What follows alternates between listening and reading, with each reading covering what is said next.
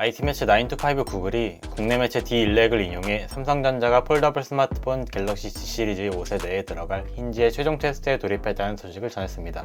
삼성전자가 진행할 폴딩 테스트는 기본 20만회, 한개 30만회를 접어 초기 강도의 85% 이상을 기록하는 것에 목표를 두고 있다고 하는데요. 9to5 구글은 이 20만 번이라는 폴딩 테스트 수치에 실망스럽다는 의견을 보였습니다. 최근 MWC에서 신제품 파인드 N2와 파인드 N2 플립을 선보이며 한층 발전된 모습을 보인 오포가 40만 회의 폴딩 테스트를 가진 것에 비해 폴더블 스마트폰을 선도하는 삼성으로서 수치적으로 아쉽다는 것인데요. 물론 오포가 폴더블 스마트폰의 후발주자인 만큼 삼성전자를 의식해 수치적으로 압도적인 양의 테스트를 진행한 것일 테고, 삼성은 전작에서도 20만 회의 폴딩 테스트를 진행했기 때문에 양적으로 충분한 테스트라고 판단했을 겁니다. 하지만 9to5 구글의 이러한 지적은 삼성이 기존과는 다른 새로운 힌지를 탑재하는 것과 관련한 걱정이라는 생각이 드는데요. 삼성은 이번 여름에 출시할 갤럭시 G 시리즈 5세대에 새롭게 물방울 힌지를 탑재할 것이라고 알려졌죠. 주름이 깊고 기기 사이가 뜬다는 단점에도 불구하고 삼성은 폴더블 3세대부터 지켜온 IPX8의 방수 등급을 위해 U자형 힌지를 지속해왔습니다. 반면 중국의 스마트폰 업체들, 대표적으로 오포의 경우 최신작 파인드 N2 플립에서마저 유의미한 방수 대책을 준비하지 못했음에도 불구하고 삼성과의 차별화를 대대적으로 내세우며 일찍이 물방울 힌지를 적용하고 있는데요. 이런 상황에서 삼성이 물방울 힌지를 탑재한다는 것은 방수 문제에 있어 대책을 마련했다고 볼 수 있을 것 같습니다. IT 팁스터 아이스 유니버스 역시 자신의 트위터를 통해 삼성이 물방울 힌지와 IPX8 방수 등급을 지원한다는 내용을 전하기도 했죠.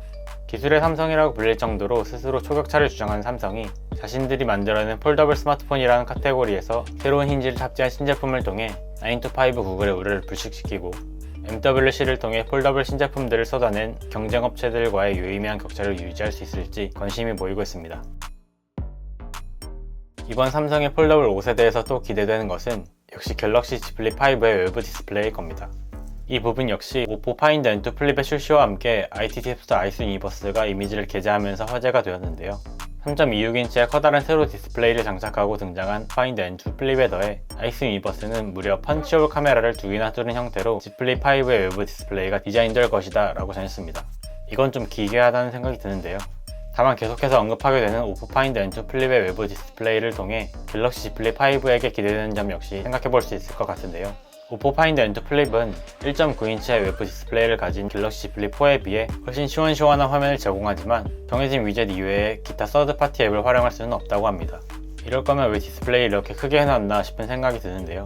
사실 폴더블 스마트폰을 샀으면 펼쳐야지 왜 외부 디스플레이를 키워서 뭘 하려고 하냐 라는 의견이 있기도 합니다. 하지만 외부 디스플레이에서 서드파티 앱을 활용할 수 있느냐 없느냐는 꽤 중요한 의미를 갖는데요. 폴더블 스마트폰, 특히 외부 디스플레이 활용이 제한적인 플립류가 갖는 가장 치명적인 단점은 당연하게도 화면을 펼쳐야만 사용할 수 있다라는 점이기 때문입니다. 펼치는 게 귀찮으면 접는 폰을 왜 샀냐라는 의견도 있긴 하지만 쓸 때마다 펼쳐야 한다는 거, 이게 생각보다 꽤 귀찮습니다. 폴드 시리즈를 사용하는 분들은 공감하시겠지만 내부 디스플레이의 활용 시간보다 외부 디스플레이의 활용 시간이 더 긴 이유가 단순히 외부 디스플레이 형태가 바형 스마트폰에 가깝기 때문만은 아니죠. 펼치기 귀찮기 때문이기도 합니다. 아이러니하게도 내구성 강화를 위해 갈수록 튼튼해지는 힌지는 폰을 펼치기 더 귀찮게 만들기도 하고요. 폴드야 처음부터 외부 디스플레이를 쓸 수 있었으니 좀 덜하지만 Z 플립에서 외부 디스플레이 활용을 확대하고 보유한 앱들을 어느 정도 활용할 수 있게 된다면 굉장히 편리함을 느낄 수 있을 겁니다. 더구나 화면만 커지고 별달리 활용할 기능이 달라진 것이 없다면 커다란 디스플레이는 그저 배터리만 갉아먹는 원인이 될 테니까요. 갤럭시 S23에서 품질을 인정받은 칩셋 스냅드래곤 8 2세대 4 갤럭시를 탑재할 폴드와 플립 5세대가 과연 어떤 완성도를 보여줄지 기대감이 고조되고 있습니다. 오늘 준비한 영상은 여기까지입니다. 저는 다음 영상으로 돌아오겠습니다.